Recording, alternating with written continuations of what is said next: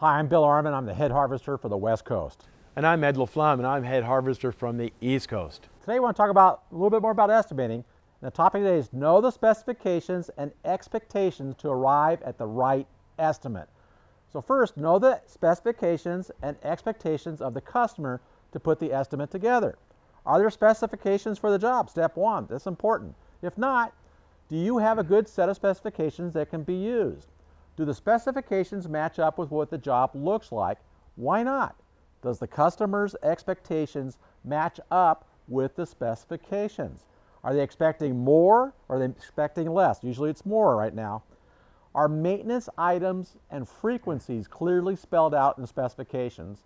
And are items considered as extra clearly spelled out and separated from maintenance items? Are some normal types of extras included in the maintenance pricing, like irrigation repair and pruning trees and putting the flowers in? Ed, what do you think? I agree with you. It's really important to measure everything too. For example, your lawns, your shrub beds, the flower beds, and be especially careful with the lawns, because if you make a mistake there, it could really be costly because of the number of times you're on the lawn. Isn't that right, Bill? Absolutely. Very important. So when you prepare the estimate, it's best to use more than just one method. The harvesters call it Triangulation. That's right. That's what we call it. So let me give you some examples of what I mean. The first triangulation method we look at was crew hours. For example, you look at a job, you say 3 guys are going to be here for 2 hours. Okay, that's 6 hours per week, multiply times 4.3, multiply times your rate that you want to charge out to the customer, and that's your monthly price. Pretty simple, not real accurate, but it's a good use for triangulation. The second one would be the field estimate. That's where you take the hours and actual time per areas of the landscape. Say, for example, you look at the turf, that's going to take 2 hours. Over here, we're going to prune the shrubs, that's going to take 3 hours. And so you take that example and you multiply out your rate that you want to charge. The next example of triangulation would be price per square foot.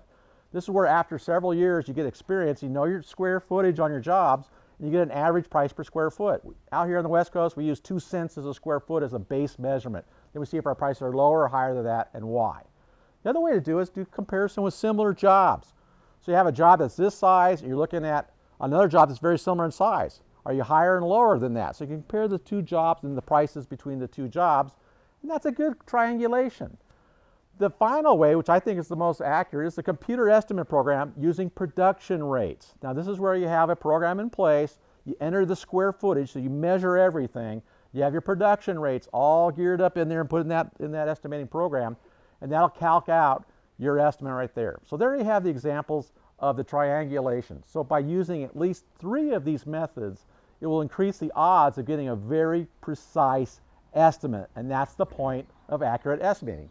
Yes, remember to triangulate. Remember, Okay. Ed? I got it. And also, there's always a question of whether you're using forms or using software. Some of the companies I work with use forms, and it's fine because they're smaller companies, and others use the software estimates. But whether you do it, either way, it's just best to be consistent and do it right. Then, of course, always remember that if you have the larger jobs, it's always good to form teams. I always thought that was a really good idea to do it that way.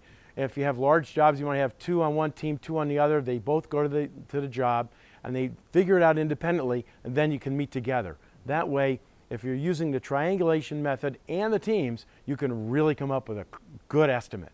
So that's all for now. This is Ed LaFlamme from the East Coast. This is Head Harvester Bill Arman for the West Coast. We'll see you next session.